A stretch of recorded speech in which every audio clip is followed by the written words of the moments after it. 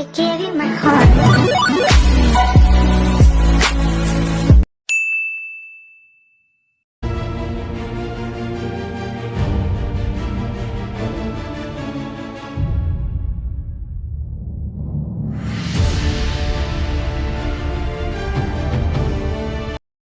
Ang 4 na buwan ng 2023, Jay, balita ko may trahedya kang nakikitang tatama sa bansa.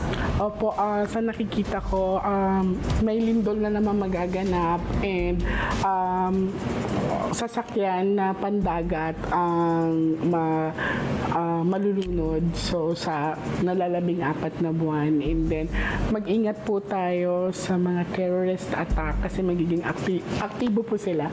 And especially sa mga malls, mag-ingat po tayo. So we're talking about yung isang trahedya sa dagat, Opo. isang terrorist attack Terrorist attack. sa isang mall at lindol. Lindol, opo.